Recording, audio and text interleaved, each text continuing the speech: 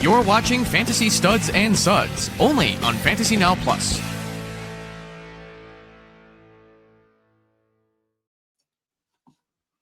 Good afternoon and welcome to episode 14 of Fantasy Studs and Suds, brought to you by Fantasy Now Plus and the Fins Talk Sports Network. I am the fantasy nobody Jeffrey Crisp, and with me is my co-host CJ Pudge LePage. Our segments today will include Fantasy Studs, Hall of Fame game standouts, Fantasy League stickers or monitors, Fantasy Priority Beyond the Three. We continue our series on players that are the fourth, fifth, or lesser fantasy options on NFL teams. Fantasy Suds, we present our Brewers of the Week, and Fantasy Funds, another round of A or B. Happy first of the month to you, Pudge. Wake up, wake up. That was a song from the 90s that I grew up loving, and it still rings true today. It's just a little bit of nostalgia, but I'm sore. I played pickleball 2 days ago, and it was at nighttime, and I played for, I think, a little bit too long. I have never played pickleball. It's interesting. I was talking yesterday about pickle juice and pickle beer. There was a conversation over on Blue Sky with John Bosch where he was talking about the benefits of pickle juice. My wife drinks pickle juice all the time when she has either been working around the yard or around the house, or when she's trying to recover from a nasty hangover. She has also espoused the virtues of pickle juice. I can't do it. That's what I said yesterday, and I'm saying that again. That's different than pickleball, but I'm not going to do that either. For me, I'm coming to you from apparently the dark side of the moon. I'm having a lighting issue that I wasn't anticipating. So if I get a little shadowy on today's episode, well, that's just a benefit for all of you. And with that said, why don't we just move on to Fantasy Studs? So last night, the NFL preseason kicked off with the Hall of Fame game at the Pro Football Hall of Fame in Canton, Ohio. The 18,000 plus in attendance watched the Los Angeles Chargers dominate our Detroit Lions 34-7. In this contest, very few, if any, starters saw any action in a game that is always more hype than substance. Pudge, given the Lions were involved, I am assuming you watched the game? If that's what you call it, a game. But yeah, it was hard to watch, but yeah, I watched it. There's a couple things in there that were all right, but yeah, I started to watch it on my phone and then as soon as I saw none of the starters were going, I decided, hey, I can watch this on All 22, or I can watch this on Game Pass or something later. So I just kind of shut that off. I don't even know if I really got to watching any of the game other than a few highlights that I saw online on NFL Plus, as well as on some sports media. But, you do have to count on your reserves to be ready at any time. And, the whole next man up mantra.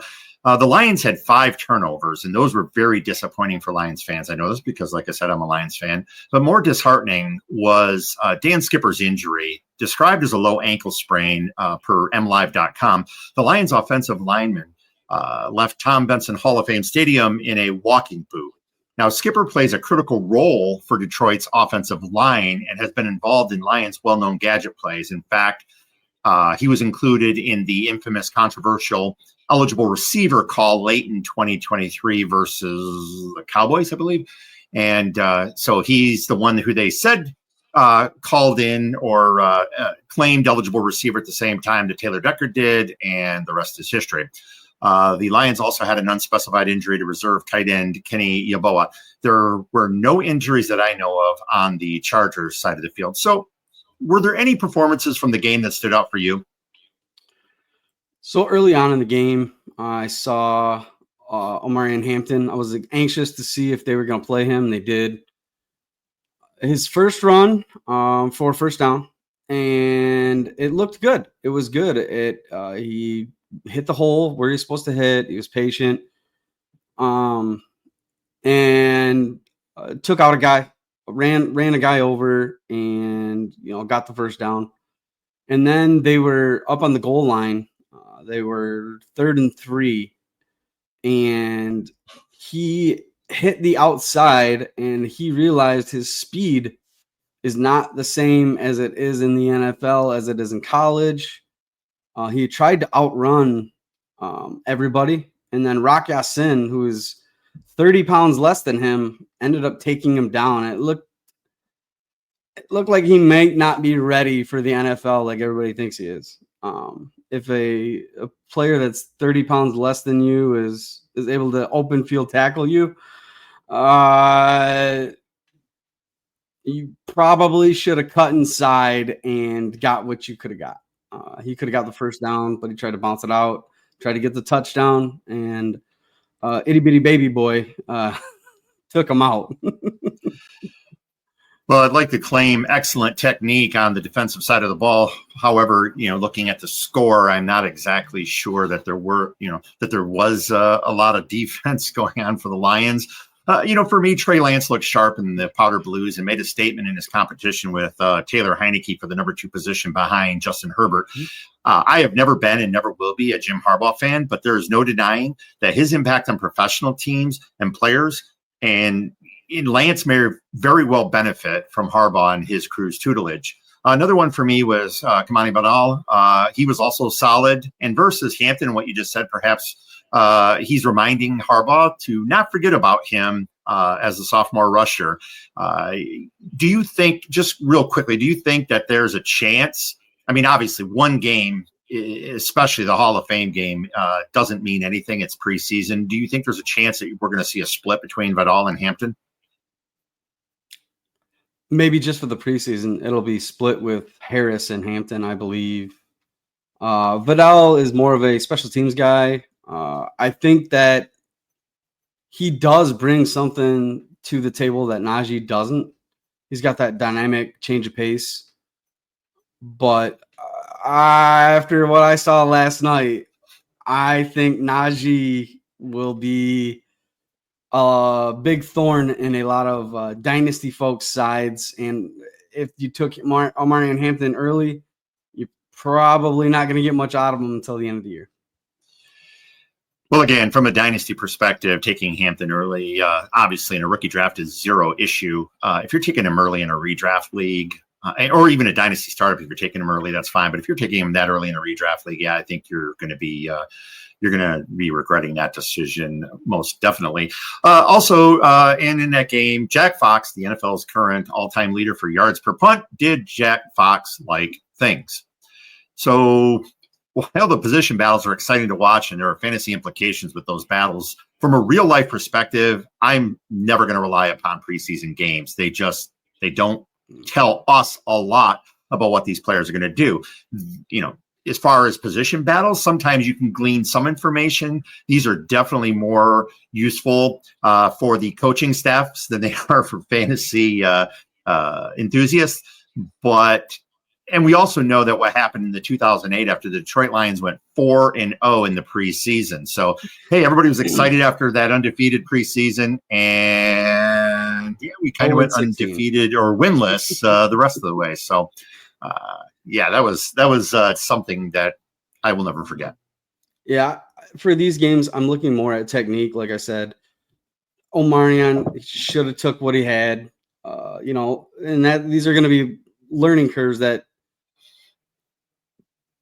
a guy like Harbaugh is probably not going to deal with too much early on in the season. So, but I did see a couple of other good things, technique-wise, both good and bad through the Lions. Isaac Tesla. I think that's how you say it, is Tesla. You stress that A there, but he had a very good catch and run. He had some yak there, showing off his athletic ability. But the play broke down, and he found the soft spot in the zone and zone coverage. And as we know, most of the NFL plays zone coverage. It was nice to see that he could recognize what was going on, found the soft spot, has really, really good hands. He caught the ball. He attacked it. It was a very great foretelling as his catching ability. I didn't really see too much in college. I don't think nobody did really, because his college production, but it's good to see that he was out there and he caught the ball in stride. Good things to see technique wise. And then a few plays later, it looked like he ran the wrong route. There was a comeback route out of the backfield from one of the running backs. And since Allen threw it to the running back, I'm going to assume that Tesla ran the wrong route. They were both within a yard of each other on the comeback. And then a little bit later on, we stressed the run over here in Detroit. He didn't know who he was supposed to block, so he lollygagged it until somebody got in his way. Bad on him. They're going to talk to him about who you're supposed to be blocking on that play. The next play, which was it was a stretch play. He attacked the linebacker right away, got in his face, and he looked awesome blocking. So if he knows who he's going to block, watch out. If he doesn't, he's going to be out there trying to figure it out on the fly. So it was a mixed bag for him. Obviously, he's a rookie. He doesn't have much experience collegiate-wise. He doesn't have any experience in the NFL. But it was very, very nice to see him get those 2 catches for 42, 45 yards or so like that. Well, I think if anything is going to help him, it's going to be surrounded by other weapons. It's going to get him open. It's going to allow him to make mistakes, yet still learn from them and still be able to perform. So I think, unlike being on a team where he is expected to come in and be the wide receiver 2, the fact that he kind of is in the, is wide receiver 3, wide receiver 4 for the team, that's really going to help him be able to flourish. And he's going to be able to learn from guys like Amon-Ra and Jameson Williams during the course of the season. So I'm really excited to see what he does. Hey, Jamie, you had me a little bit worried. I didn't see you right away. So what's up? And glad you have joined us again. Welcome. So the Hall of Fame game and preseason in general offer us first glimpses of teams drafted rookies in action. As we dive deep into fantasy draft season, especially for redraft, what are the preferred methods for recording live drafts? For many years, the use of online platforms and their emulation of sticker boards has been used by most leagues during live drafts.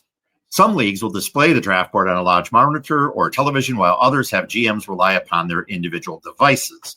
Over time, the physical draft board with the color-coded player stickers have fallen back into favor. I have a few leagues that are using sticker boards in lieu of the electronic versions. Scott Fishbowl, of course, the Scott Fishbowl Lives, of course, use a combination of both with the sticker board as the draft of a record. There are even organizations that now provide customizable draft boards, of course, at a cost. Especially when leagues have to pony up for the boards, why are the physical sticker boards so well liked? Pudge, why do you believe many leagues prefer the sticker boards? It brings a certain, I don't know, it's like it's nice for the camaraderie. I like them because you can kind of see like who the next guy is going to be picked. Is he going to take your guy? It's a fun way for everybody to engage into it, and you have to be there. That's kind of the purpose, right? You have to be present to put your sticker on the board. And that makes it better for the league. It makes it better for everybody else. With the way that things are these days, we've had some live drafts where a couple of the guys weren't able to make it, and it gets a little confusing sometimes. I have actually drafted proxy for somebody once, and I won't do it again because my personal draft suffered because of it.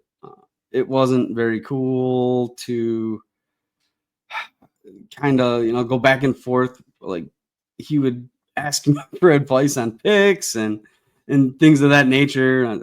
I say, these are the guys available. You pick them or you don't pick them. But it's nice though, because when that guy's searching for that name, and most of them are color coordinated, and he picks the same color scheme as the wide receiver, but you have a wide receiver on your board that you want next.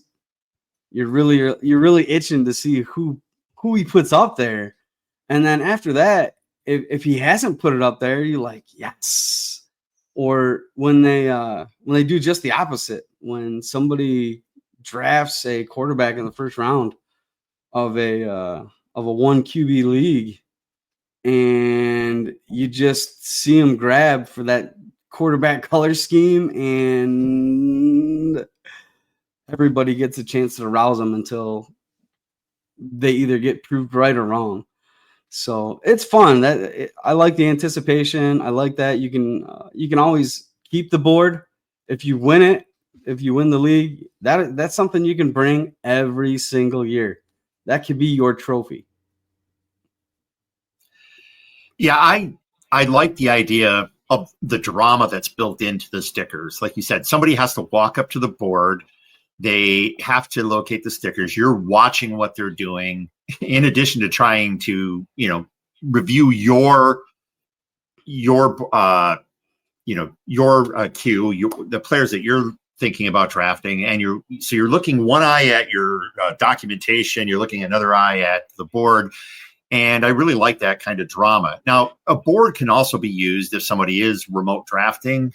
We've seen it. I have one league that is out west where I haven't been able to attend the last couple of years, and others haven't been able to attend. The league used to be local, and now it's spread all over the country. And so we have people who will draft, and typically they'll tell the commissioner what their selection is, and then the commissioner will have either themselves or have someone else affix the sticker to the board. So there's still a little bit of drama, but it's not the same.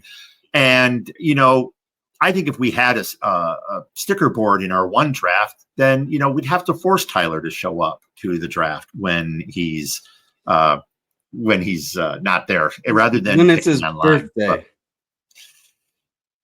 yes, we will leave him alone. Other than say, Tyler, you're going to be at the draft this year. We're happy to hear that. Make it a thing. Just like we said the other day, or last week, or the week before, the draft date every single year. Be there. Pudge, as a GM in a league, are you willing to pay an additional few dollars for that experience? Yeah, I am. I'm willing to take away from the funds, that go out at the end of the year. Or if the guys want to, keep the funds the same and everybody pitches in. If everybody pitches in, it's not that expensive. These are fun ways for us to keep track of leagues, for us to have funds, for us to just go all in on an experience, because it might not be the same experience next year. That guy might not be there. And it's a great inexpensive way for us to brag, to boast, to intensify our draft experience, stuff like that. Like, why have an experience when you can make it a great experience? I mean, me, I'm willing to pitch in anything that's going to make the league, more fun, is going to involve engagement, anything that's going to just make the league enjoyable. We've talked ad nauseum about how I put more into fantasy football than I'll ever get out of it. That's just, and I'm okay with that. That's just me. I do know there are some GMs who are not necessarily happy to extract money from the pool on a regular basis. Obviously, we have side trophy. We, in all 5 of my leagues, there's a trophy fee that goes into not only the cost of the plaque that goes on the trophy every year, but also the shipping. We have a few leagues. Well, other than one league, well, even that league, all 5 of my leagues have people spread across the country. So there's shipping costs related to that. And so we have a lot of different fees that we kind of put into our league. And fortunately, people have been very good about it. There's been a couple complaints, but trying to get another fee for a board, I don't see that happening in any of the dynasty leagues with our rookie drafts, but our one home league, the redraft keeper league, that is something I think we could really do. Yeah. People, I just want to add one more thing. Everybody now has a man cave or a she shed or some place where they could display it, and it's cool. It's not something you put up in the living room, but it's something that you can talk about. It's a conversation piece. So yeah, Agreed. that's it. Agreed. So draft boards, whether electronic or physical, play an important role with our draft selections. Drafting contributing players beyond the studs is also very important. So when perusing NFL rosters for running back, wide receiver, and tight end, spotting 3 players with significant fantasy relevance is rarely difficult. With many rosters, however, identifying contributors past those 3 players may take a little more work. Today, we continue Beyond the 3, a multi-part series where we will isolate 1 or 2 players on each team's roster we believe can contribute to your fantasy team's success. These are players that may already be a mid-round target for fantasy GMs, or they may be late-round sleepers. They may even be undrafted free agents sitting on the wire. This week, we are going to feature Atlanta, New York Giants, Jacksonville, New York Jets, Detroit, Green Bay, Carolina, and time permitting, New England. Please note that all rankings provided are courtesy of Fantasy Pros and based on Dynasty half-point PPR, 0.1 points per yard, 6 points per TD, with all experts selected. Pudge, why don't you get us started with Atlanta? Everybody knows that Penix, Bijan, and Pitts, all these guys. This is way beyond the 3. This is the fifth guy, and that's Darnell Mooney. I feel like he's forgotten. I don't know why he's going this late. He had a comeback season last year. This was the best season he's had since his sophomore year in Chicago, which nobody really has good years in Chicago, so it is what it is. But he produced even under that kind of stress. He'll be more comfortable in the Atlanta offense year 2. He had a 19% target share last year. That's massive, especially when you've got guys out there like Drake and Pitts and Bijan. A lot of people don't exactly see him as that guy, but he proved he was. It was crazy. He was a very good fantasy option last year. And the players that are taken in his range are people like Jake Ferguson and Dalton Kincaid, CJ Stroud, and like Tank Bigsby and Rachaad White, which would be the only 2 guys that I would consider over him if I needed a running back, if I didn't go wide receiver heavy at that point. So I really think that he is a key role in that offense, and that offense is going to spread the ball around. What would be one of the guys that you would take, or would you take any of them over Mooney there? Would you take Ferguson, Kincaid, Stroud, Rachaad White, or Tank Bigsby over him?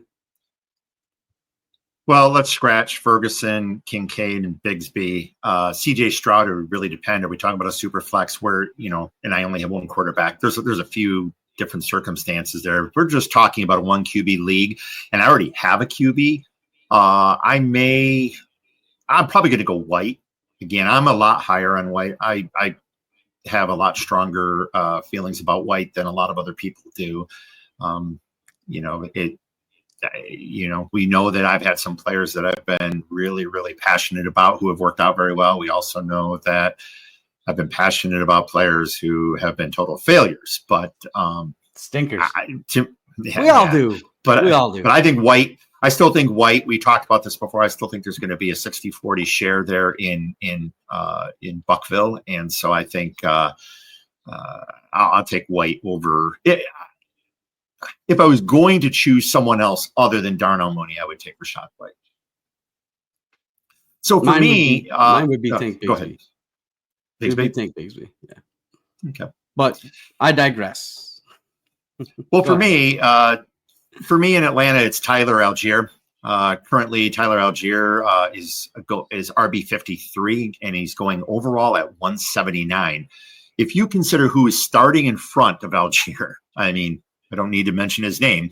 Last year, he had 644 yards on 137 carries. So the fact that he was getting work, even with Bijan there, is astonishing. He is not likely to bust off a long run, but his 4.7 yards per carry is all you can ask from an NFL team's RB2.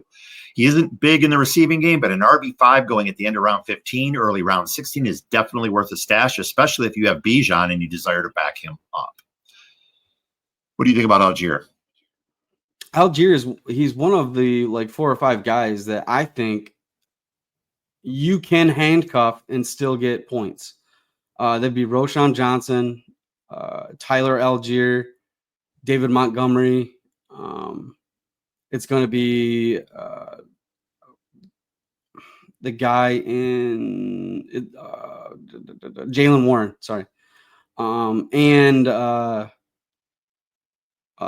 Jalen Wright as well, as we talked about the Jalens. We're just going to call them the Jalens. But those guys are the guy after the man, you know, and they have standalone value as well. Jamie said Tajay Spears. I'm going to put the brakes on you there. I know there's a big hype train behind Spears, but no, that offense is terrible. That offensive line is terrible. I don't see much going on with a rookie quarterback just for this year. Spears could be a league winner, but I wouldn't put my chips in on him.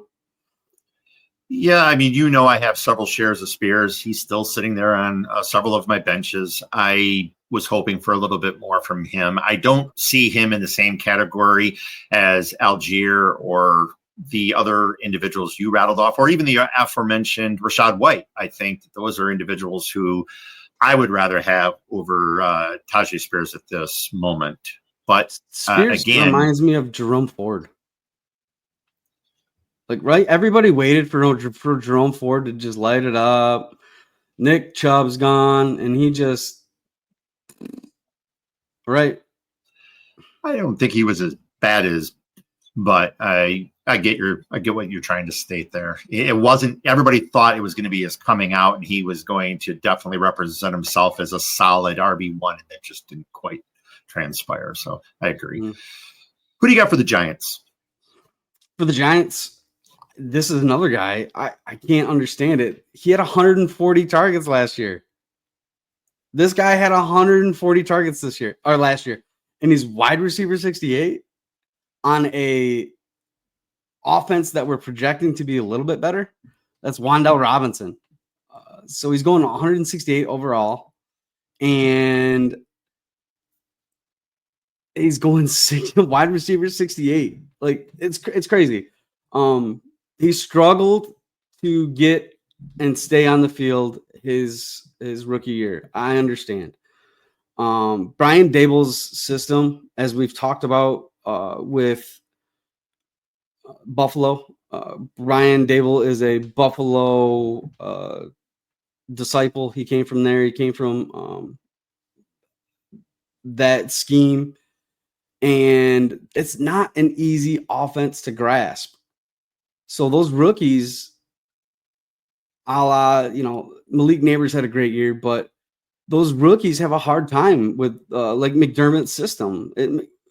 It's not the easiest thing for those guys, especially with those guys not with very much experience, to grasp. So he took the baton and he ran with it last year. He was the guy that got open. He created separation. And he's going to do the same thing for a guy Russell Wilson, who likes to check the ball down. I don't think Malik Neighbors is going to have as great of numbers this year with Russ out there, but Wan'Dale should have a very, very good base. They haven't added any competition. They're very comfortable with going into the season with Theo Johnson, Malik Neighbors, and Wan'Dale as their 1, 2, and 3. Well, I think a lot of people are so high on Neighbors, given what he did last year. I think everyone expects him to do the same, and that he's going to be the predominant focus for the Giants. I think Russ Wilson brings a whole different dynamic. And so I think you are going to see other players who are going to benefit from that. And Wan'Dale Robinson could definitely be one of them. Another one that possibly could benefit is my person, Theo Johnson. Theo Johnson is tight end 33, overall 196. Now, last year, Johnson played in 12 games and only had 29 receptions for 331 yards. While his ADOT was a modest 6.7 yards, more than 50% of Johnson's receptions were for first downs. He was fourth on a team dominated by neighbors and showcasing lousy QB play. Now, one would believe that 2025 will be an improvement with Wilson or even Winston, as we were talking about. I would expect the 6'6", 264-pound Johnson will be targeted more than 43 times this season. Again, with Wilson, just as we said, he's going to spread the ball around a lot more than what we saw last year with the carousel of QBs. Now, while I would almost certainly recommend Ben Sinnott over Johnson if he were still available that late, if he is not and you have waited on your tight end 2 or tight end 3, investing in Johnson low in round 19 may pay you very big dividends. So we've got a couple of questions here. Hi, Anthony. Welcome. Hey, Anthony. Anthony has a couple of questions. We will tackle these. Jeff will incorporate them in here later. And he knows the best because Jeff's the best. And then Jamie, last round for a best ball league. Slayton's not a bad target. For some reason, he is downplayed, but he always seems to come back and produce when it's a mash unit and everybody's on IR or they're injured for the week. He becomes the guy that steps up, very much like he's a great best ball guy, shot in the dark. I'm not drafting him in redraft, but like you said, that's a good target for best ball leagues. My last round, I usually go running back because they get hurt all the time, but that's just my philosophy. So why don't we go ahead and tackle Anthony's first question here? He's talking about running backs. So why don't you go ahead and I'll let you touch on that, Pudge. All right. So it says, Jeff and CJ, are there any rookie receivers? Oh, rookie running backs. I'm sorry. He's got 2 questions here. Oopsie. Sorry about that, sir. The running backs that you feel are going to give great stats during their rookie year. I think it goes without question. Ashton Genty will be a running back 1 or 2 this year. These are all barring that they play 16, 17 games. I don't see many other guys between Cam Scatterboo. I really think is going to displace Jaylen Warren. They're going to run a 2-back system, so be careful there. But he will have significant games. And I will say that I really am starting to warm up to Travion Henderson. Travion Henderson is really going to be part of McDaniel's pass game. Very much like Wes Welker, I think. He's going to be like a Wes Welker-esque player this year. They're going to have Ramondre on the field, I would say, for 60, 70% of the snaps. Everybody's going to be mad at that. But Travion Henderson is going to really, really have a great coming out party at the end of the year, I believe. And then my third one is going to be Caleb Johnson. Caleb Johnson he's a dog, right? He was a producer at the collegiate level. He didn't test as well as we all thought he was going to. A little bit slower than we thought, a little bit slower than looks on camera. But Caleb Johnson is that guy, and he is a stealer. He's the hard nose. He's very much like Scatterboo. He's the hard nosed guy, and he can catch. He can catch the ball. Now they're in a Arthur Smith offense, so who do you trust, Arthur Smith or everybody else? I'm going to go against that. I would rate Scatterboo over Caleb Johnson. I know that's contrarian. And I know Jamie is a big fan of RJ Harvey. I'm fading RJ Harvey hard. If you take him in front of me, God bless you. I don't want any part of RJ Harvey, especially in Dynasty. He's 24 years old. We've got guys that we're going to talk about here in a couple of minutes that they'll have their fourth season by the time they're 24. So I am not an RJ Harvey fan. I think that Evan Ingram is going to take most of those crazy Joker roles. And there's a reason they brought in J.K. Dobbins. If J.K. Dobbins goes down, of course, RJ Harvey will be a guy that you should look to. But I don't see that he's a league winner. Where he's going at in drafts, I'm not willing to take him there. I certainly agree with Gente, and I also agree with Travion Henderson. The one thing with Ramondre Stevenson, now they're going to be platooning those two. The thing with Stevenson is he's well known to come out strong for the first half, 2/3 of the season, and then he falls off a cliff. And I think being able to have someone who's going to take some of those snaps away from him and allow him to stretch those across the season, it's going to be very beneficial for New England. So I'm really looking forward to Travion Henderson being a contributor. Whether or not he ends up taking the RB1 role is to be seen. But right now, if you're looking for, two players who are going to be beneficial, I don't think either one of them.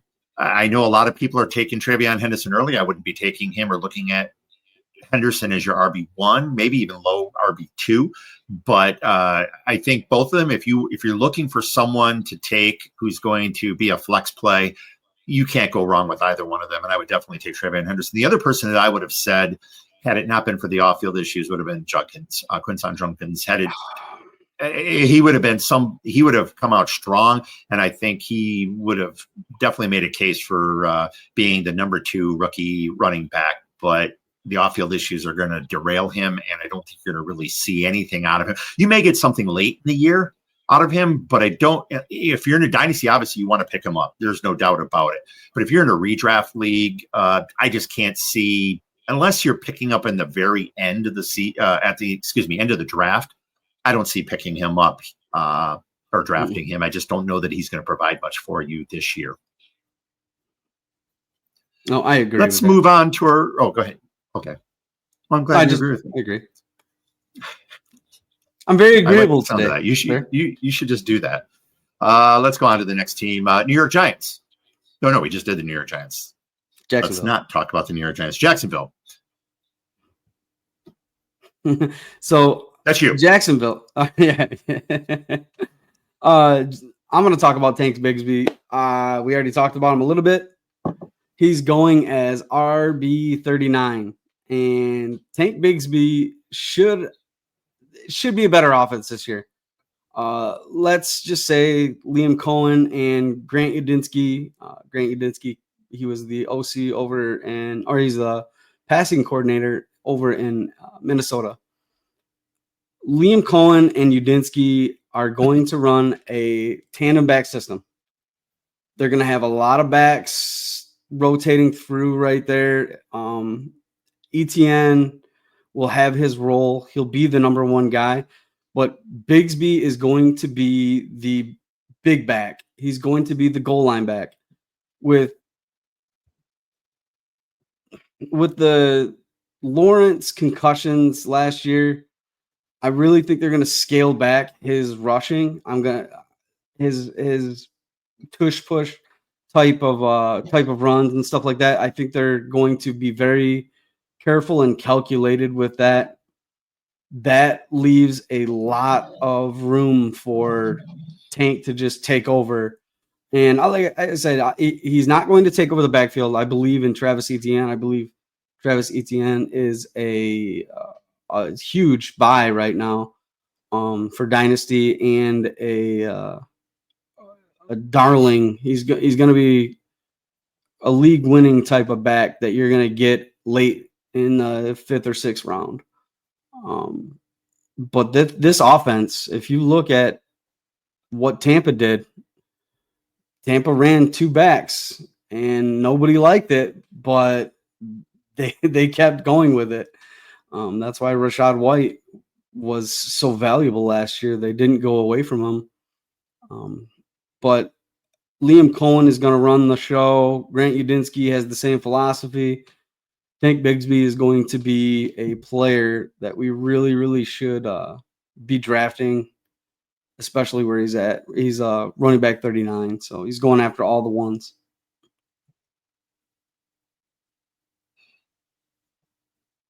So you have another one for Jacksonville? Yeah, Brenton Strange. Sorry, I wasn't sure if you were going to be adding anything there. That's on me. Brenton Strange. They brought in Travis Hunter. They already have BTJ, and there's nobody else. Brenton Strange he's uber athletic. Last year, he caught over 75% of his targets that were thrown his way. That's crazy for a tight end in his rookie season. I'm sorry, that was his sophomore season. It was so good that he had 400 yards, and that's a lot for a tight end, especially a backup tight end. Now, they like him so much that they said, bye-bye, Evan Ingram. You can go somewhere else, and we have our guy. So what a lot of these guys do, a lot of these GMs and front offices do behind the scenes, they really, really tell you what they like about their players. So I think that Liam Cohen should get a very serviceable tight end out of Brenton Strange. You're going to get him so late in drafts that you can go 0 tight end. Let everybody take all the big ones while you scoop up all the wide receivers and running backs, and you look like a genius at the end of the year. I like Brenton Strange, and I think that I can't remember what his ADOT was. I thought it was pretty significant because typically what the average ADOT for a tight end is around 7.4, 7.5. And I thought it was 10.1. 10.1 ADOT? Yes. Oh, that was his. See, I'm sorry, that was his yards. That was his yards per reception. Sorry. Yeah,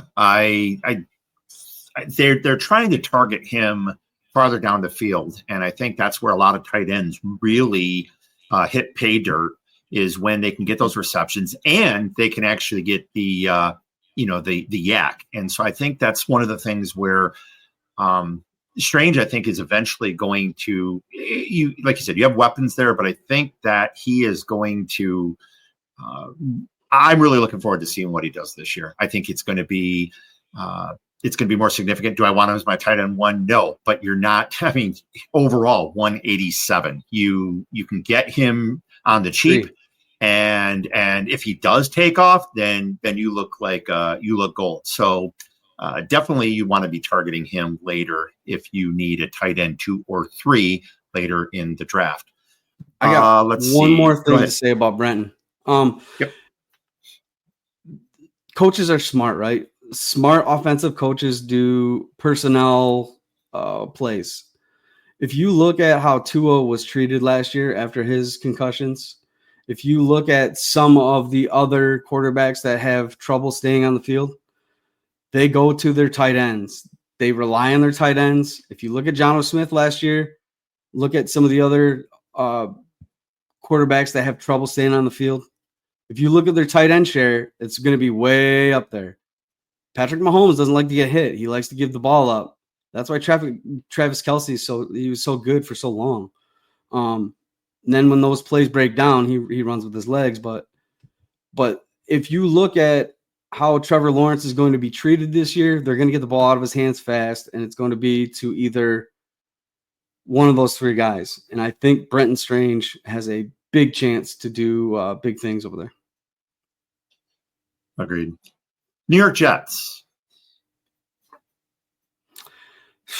we've talked about Braylon Allen in exhaustion.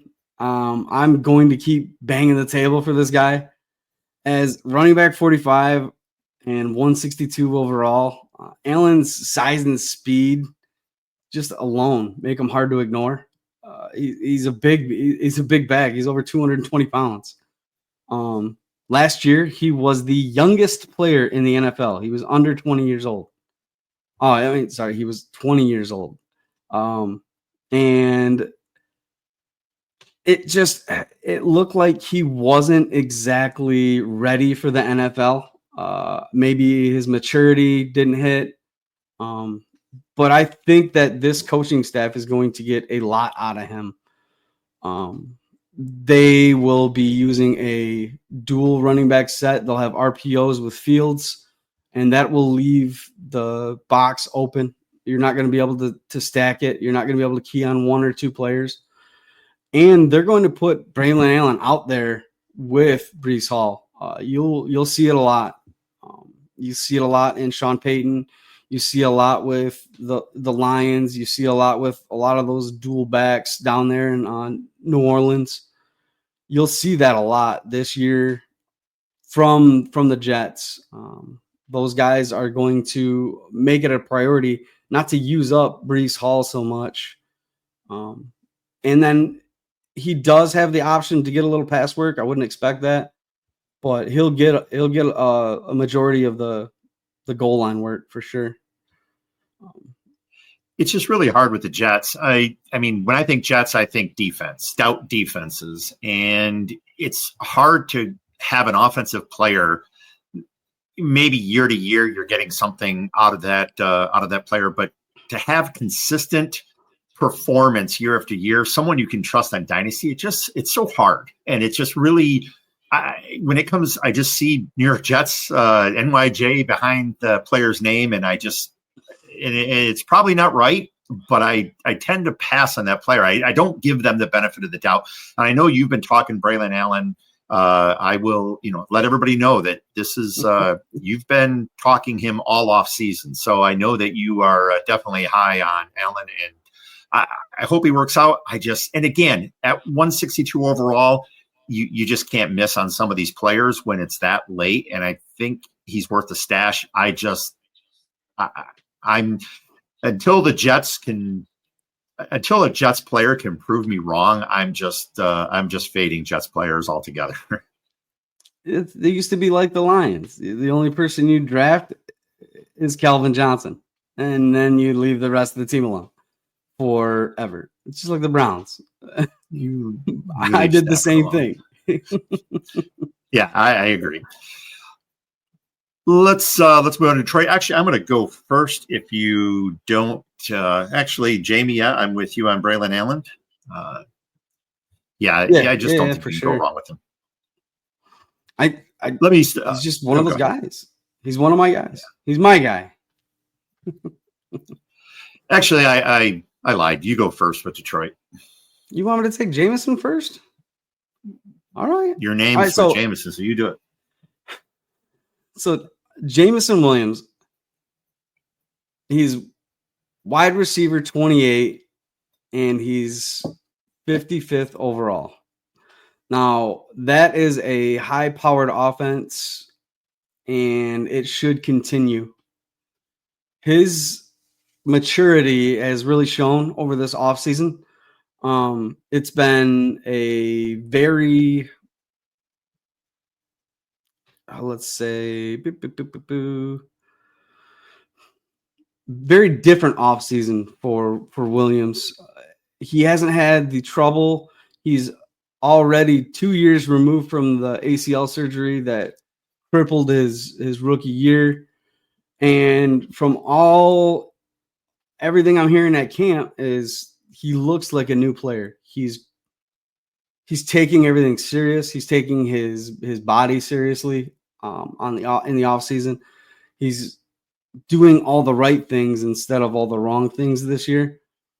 So he could be a guy that really sneaks up there and has those really big boom bust weeks. Maybe like a Tyreek Hill. I'm not saying he's Tyreek Hill. Don't quote me there. But he could have Tyreek Hill type weeks on that offense. JMO has flashes. I know that everybody's talked, out of preseason about, a lot of the players have talked about how JMO is taking another leap forward and that we should expect big things this year.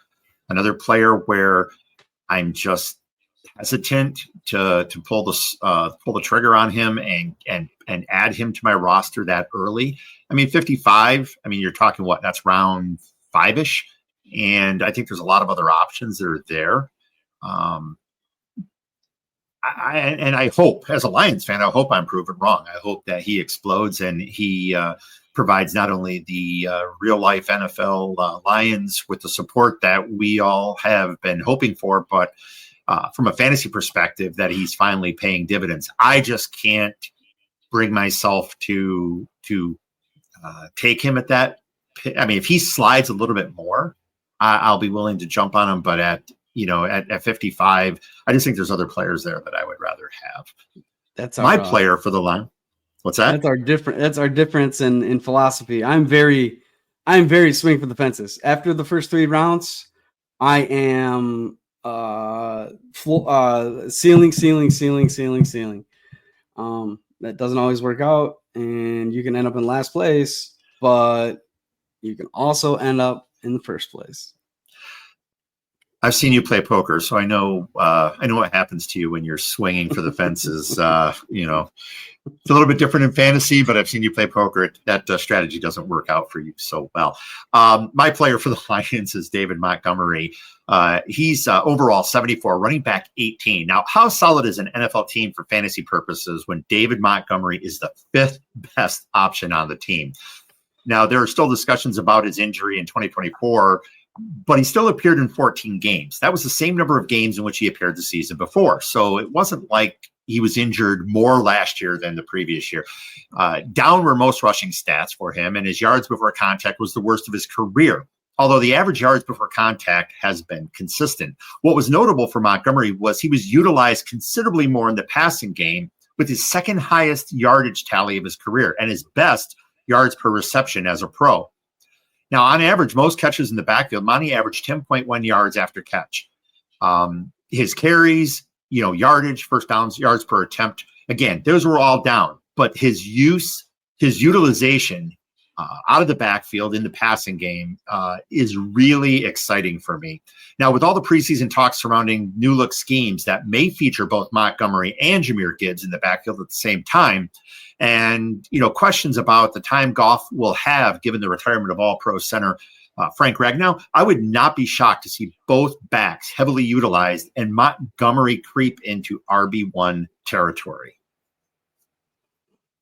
If he stays healthy. Again, hasn't missed as much time. Everybody's been talking about that injury, last year, but it wasn't as significant. Now, maybe, what's that? He missed 4 games the year before, too. 3 games. There's only 17 games in a season, not 18. There may be 18 one day. It's 14 games both seasons.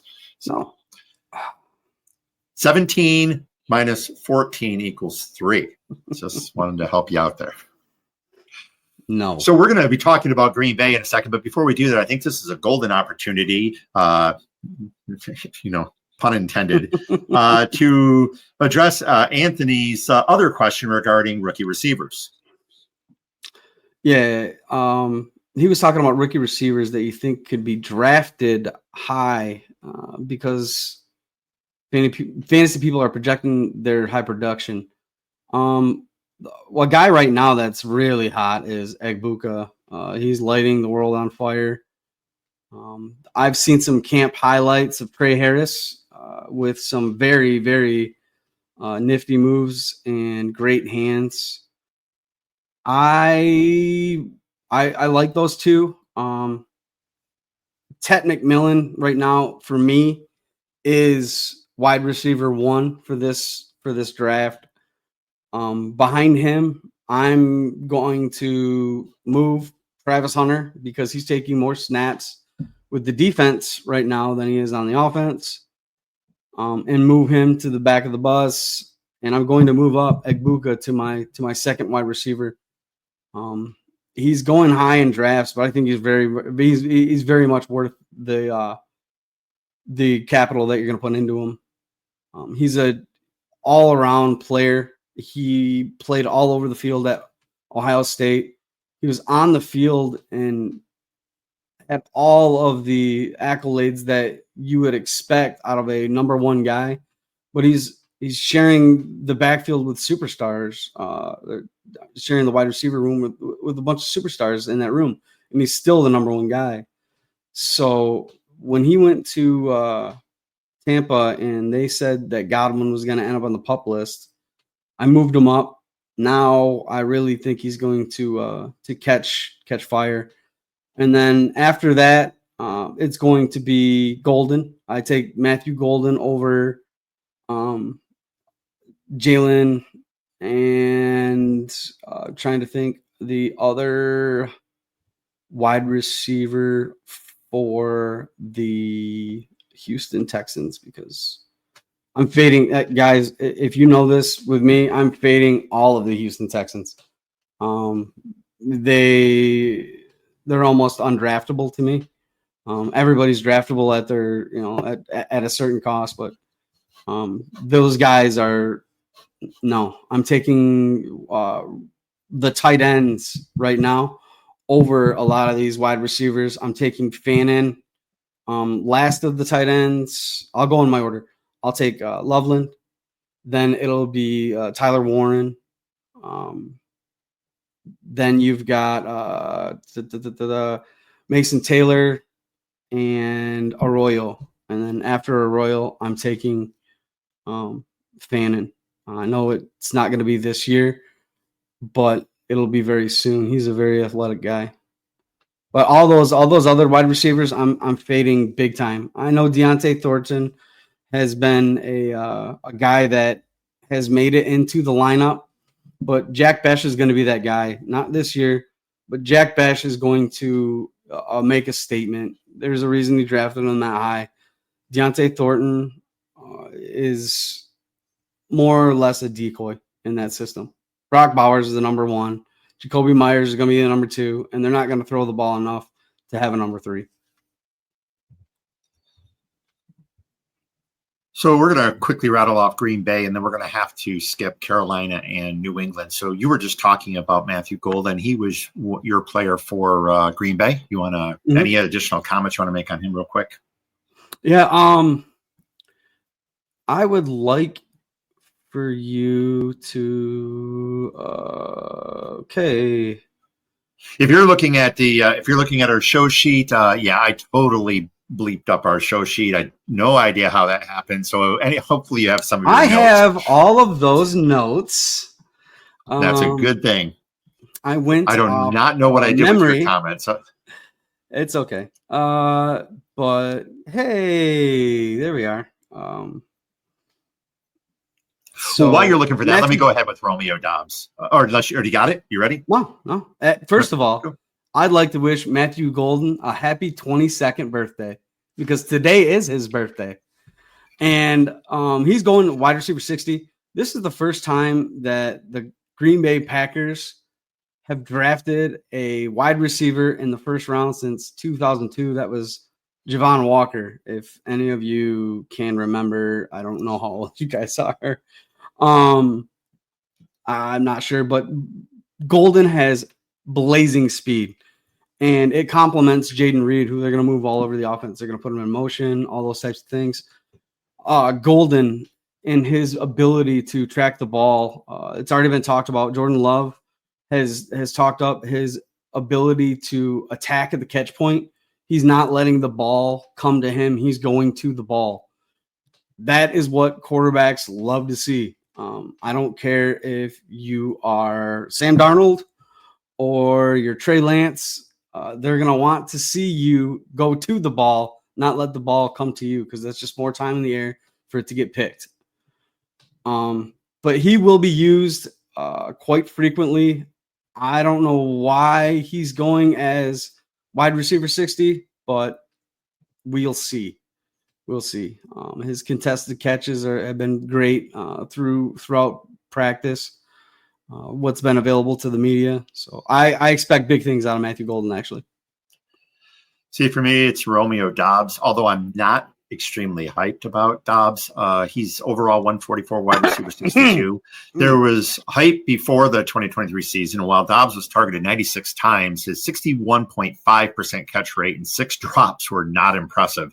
Appearing in only 13 games, his stats were down, but his yards per game, yards per target, and his ADOT were career highs. It is difficult for me to feel good about much with the Green Bay receiving core, and the addition of Matthew Golden makes things murkier than a dank New England IPA. For me, there are other options in round 12 and round 13, but if you believe Dobbs will be elsewhere in 2026 and can flourish, then perhaps this is your pick. He just isn't my pick. Do you think he's going to learn how to catch the ball? It's kind of important for a wide receiver. Yeah, I don't know. Like you said, it's 61.5% catch rate, 6 drops, not good. Out of Dontavian Wicks and the rest of the crew, yes, he's your guy. He'll take the most out of whatever Golden and Reed don't. Yeah, I'll shoot for Golden. I'm not even sure if I'm high on Jaden Reed at this point. I just don't know what the Packers are going to do, who they're going to allow, who they're going to move, who they're going to allow to leave. Golden is about the only one I would really want to target out of any of them. So we're going to skip Carolina and New England. Unfortunately, a lot of great questions and a lot of conversations. So we're going to continue to move on. Many deep roster players can provide fantasy GMs fantasy viciousness. Many craft brewed beers can provide aficionados creamy, hoppy deliciousness. Let's suds up. We prefer our craft beer, but we also prefer to be responsible. If you are not drinking at home, please have a plan for safety. Responsibility is 100% your responsibility. If even 1 ounce you imbibe, not 1 yard should you drive. Pudge, what are you enjoying today? Well, 1 second. I've got to grab it.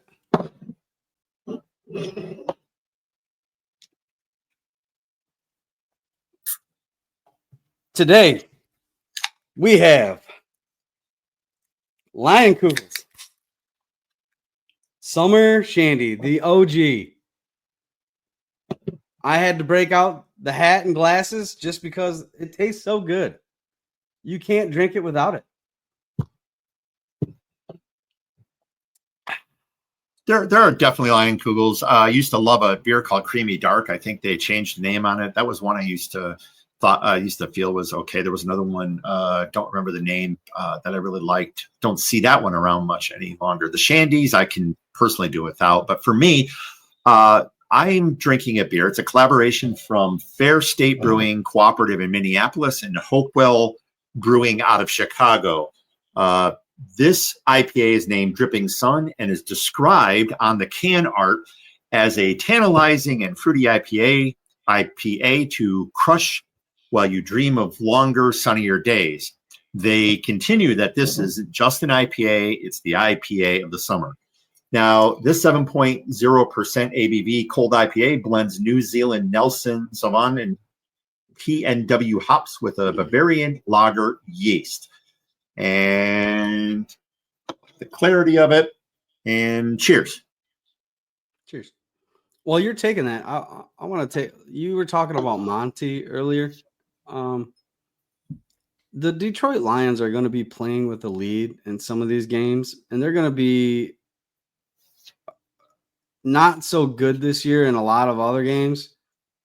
The 15 wins that they had last year are not going to mirror what they did this year. They're going to be a lot tighter games. I think there's going to be a lot less Montgomery. So that's my take on him. I wanted to add that in. With them being so high, with them being so high in games last year and salting out games, I think there's going to be a little bit less of the pie for Montgomery. It's possible, but we'll see. So while we drink, it is time to think A or B. So I'm going to present 2 options, and Pudge and I will decide for each of us which option we prefer. So here's the first, A or B. In a 12-team Superflex dynasty, 4 points per touchdown, 0.04 yardage for QB, full PPR, would you rather have A, Ashton Giante, Trevor Lawrence, and Cortland Sutton, or B, Brian Thomas, Geno Smith, Joe Mixon, and a 2026 first rounder. Can you say that again? Sorry. No, I don't need the. I don't need the front. I just need the players. Yeah. A. Giante, Lawrence, Sutton. B. Brian Thomas, Geno Smith, Joe Mixon, 2026 first rounder. Well, I don't want anything to do with Joe Mixon. But man, I can't. I can't stay away from BTJ. Love that. His game is good. And the fact that you took away the stack with Lawrence going to the other team, oh man, that makes it tough. I'm going to go with Genty because I really think that Mixon is he's gonna jump off a cliff right now. He doesn't mean anything to me. I'm going with A because Geno Smith and Joe Mixon in football years for their positions are older than me. And I will take the younger side. I think there's a lot of people who are down on Trevor Lawrence. Again, he was injured. I think he was doing fairly decent. And we'll see. I would just rather, and I like Sutton. I like Sutton. I think that Denver is going to do better than a lot of people. I've heard people even say that Denver's going to miss the playoffs. I don't believe it. I'll take A as well. Second A or B. A, live draft scheduled on a Sunday at 11 a.m. that only lasts 3 hours. Or B, a live draft that's scheduled on a Saturday at 8 p.m. that lasts 5 hours. Oh, I'll take the Saturday at 8 p.m. 5 hours. That to me is a much better time. For the simple fact that I'm an old man and it'll give me something to do after Matlock. I don't know if any. I go to bed at like 9 or 10. Yeah, but this would give me a reason to stay up and have some fun. Well, for me, it's definitely B. I can't understand why people get together for a live draft and then they want to leave. They want to rush to the draft and they want to take off. Why not just have a fast draft online if that's what you're really going to do? A live draft should be about camaraderie. It should be about the food, the drink, the trash talking, the everything that comes with a live draft. And I think it's one of the reasons why, like with Scott Fishbowl, one of the reasons why they don't want people to go past 10 rounds is because they want people to talk. They want people to interact. And I think that is the reason to have a live draft. And like you said, even with the sticker boards, I think that's another way to extend a draft. Right now, it's so easy for somebody to just push a button, and the next thing you know, 2.5 hours later, the draft is done. With a sticker board, you have to get up out of your seat. You have to go fix the sticker on the board and sit back down. And then people are giving you grief as you're walking back to your chair or to your seat. I will take B all day long. I don't want to get together and just have a draft end in 2.5, 3 hours. I already spent my time in the Navy. I did my hurry up and wait. Like, hey, life is all about experiences, people. Take your time. Agreed. Take your time. Enjoy your friends, and if they're not your friends, enjoy your league mates. Enjoy the experience. I mean, you only have so many live drafts in your life, and for my life, I have a lot less than what Pudge has. So, well, depends on our life choices, I guess. But we'll just anyway. Next A or B. When you are tailgating, do you prefer A, flip cup, or also known as tippy cup, or B, beer pong? Flippy cup. I see what I did there? I changed it. Mm-hmm. Mm-hmm. It's not tippy. It's not a flippy. Portmanteau. I like your portmanteau. Yes. I love tippy cup. Tippy cup it's a lost art. And beer pong is made for those tall guys with really long arms, with good eye-hand coordination, like all these things that I just don't have.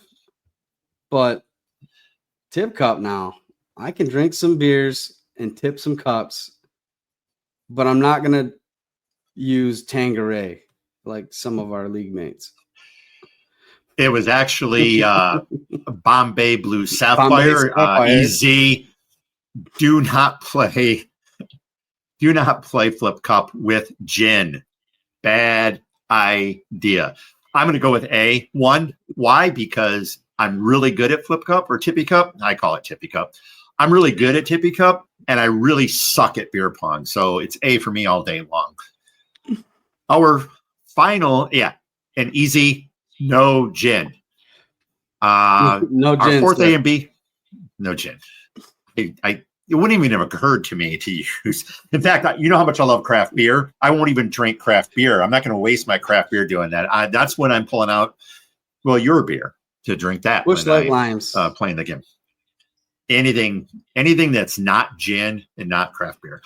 And our final A or B, since we're way over this episode, A, French fries, or B, onion rings. What type of French fry?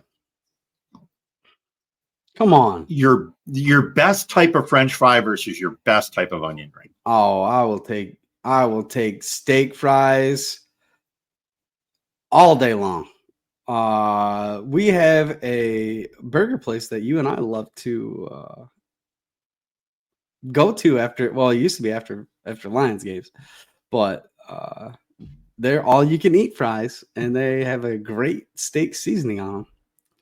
I love those. I would take fries over onion rings 80% of the time, unless they're crappy fries. The Crimson Bird fries are really, really good. I love going to that place. There's no doubt that those are excellent fries. So for me, this is so hard because a really well-seasoned fry, and what really upset me at the Scott Fish Bowl Michigan Live was at Hopcat. I didn't even order the Cosmic Fries, which I love. I love a good French fry. Those fries, yes.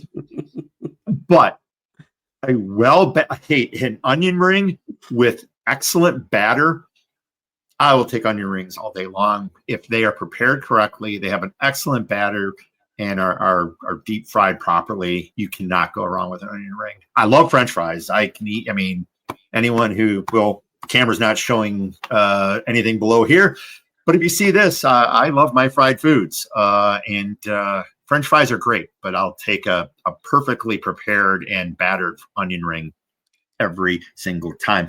Jamie loves those curly fries. We kind of lost track on some of the comments, and we want to thank everybody. There's a couple in here I touched on, but I didn't bring up. Yeah, and Jamie, we appreciate all your comments. We're sorry we weren't able to get to them. As you can see, we're way long, and we thank you for sticking with us through all this time. But we Pudge and I can sometimes talk a lot, so we'll just move from there. Pudge, let everybody know where you can be found. I am CJ Pudge LePage, and you can find me on X at FF_LePudge, and you can find me on Blue Sky at FFLePudge at FantasyNowPlus.com. How about you, sir? And I can be found at FFCommish_YIS on X, FFCommish_YIS on Discord, and FFCommishYIS.FantasyNowPlus.com on Blue Sky. I don't think I messed that one up. It only took 14 episodes. I want to thank the audience for listening. Our next episode will be live from the Fantasy Football Expo in Canton, Ohio on Friday, August 8th at 3 p.m. Eastern and noon Pacific. Catch up on episodes of Fantasy Studs and Suds and your other favorite Fantasy Now Plus shows here on YouTube, YouTube Music, Apple Music, and Spotify. Follow the Fins Talk Sports Network here on YouTube. Follow Fantasy Now Plus on Discord, TikTok, Blue Sky, and subscribe to this channel here on YouTube. Until next time, live from the Fantasy Football Expo for Pudge LePage, I am the Fantasy Nobody, Jeffrey Crisp. Be good, be kind, be responsible, and cheers. See ya. Thanks for listening. Be sure to like and subscribe wherever you watch or listen to podcasts. We'll be back next week for more ways to win your league.